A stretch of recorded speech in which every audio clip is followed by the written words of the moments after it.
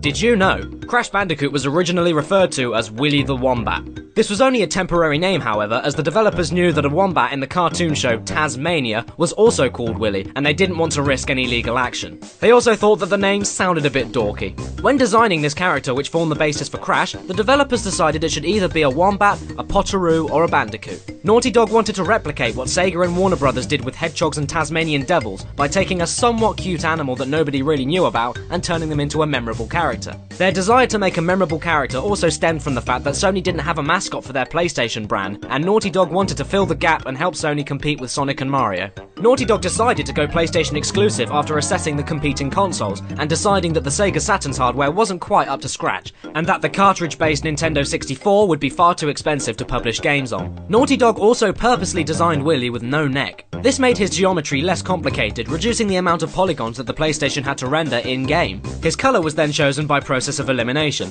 After gathering colours commonly used on popular characters, comparing these colours on TVs that were available at the time, and by placing the colours on various backgrounds to see what worked and what didn't, they decided on the colour orange.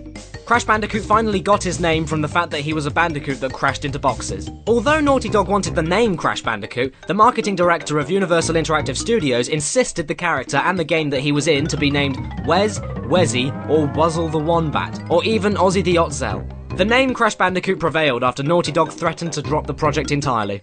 It was decided that Crash should be mute, as the creators thought voiced video game characters were lame and took away from the play identifying with the character. Also, the crates within the game were initially just to fill in the more boring and empty parts of the levels, as the PlayStation can only render so many objects and enemies on screen at one time. The boxes were simple enough to have lots on screen without overloading the console, and then later became a series staple.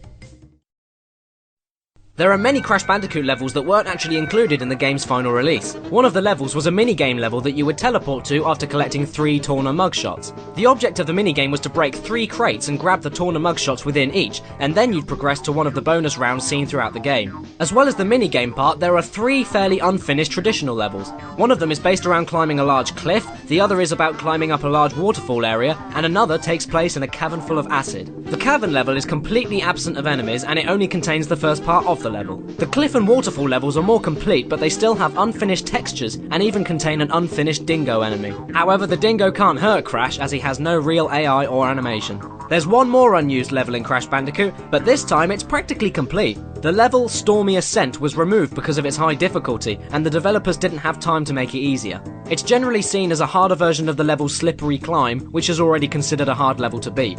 The only part of the level which isn't complete was the bonus round, as it was never created, and trying to enter it would simply crash the game. Levels were cut from other Crash games too. Crash Bandicoot 2 Cortex Strikes Back had a snow level which never made it into the final game. The screenshots of the level from Next Generation magazine don't match up with any of the levels used within the game. There's also a screenshot from a sewer level that doesn't match up with anything seen in the game either, so this area was either changed or cut during development, or it was just cut from another level. The warp rooms were also different during development. The area itself is different, and the holograms are projected from the floor rather than the floating projector in the final game. Not to mention the camera angle is also different.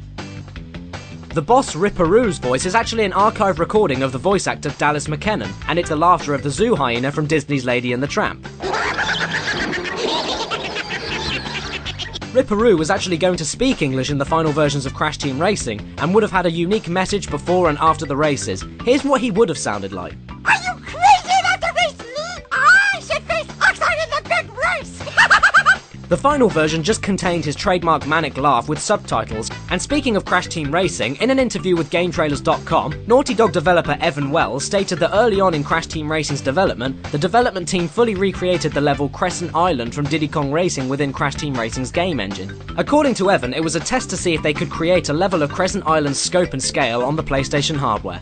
The character Torna was based on the actress Pamela Anderson, which can be seen by her blonde hair and breast size. After Crash Bandicoot 1, Naughty Dog removed Torna from the Crash series. The reason for this was supposedly because Torna was found to be inappropriate for young children, since Crash Bandicoot was seen as a family-friendly game. The real reason, however, was because the marketing director for Universal Interactive Studios saw the designs of Torna and reacted poorly to her design. Her anger made the president of Universal Interactive so nervous that he asked Naughty Dog to change Torna's appearance. Naughty Dog were then displeased with her forced redesign and decided to remove her entirely. Ironically, her redesign in Crash Boom Bang for the Nintendo DS is reminiscent of her original design, showing her stomach and wearing very high-cut shorts. In demo versions of Crash Bash, including the ones given away in official PlayStation Magazine UK, you can actually access the full game using simple cheat codes. It was discovered 9 years after the game's release by people who go by the aliases LX Shadow and Hack.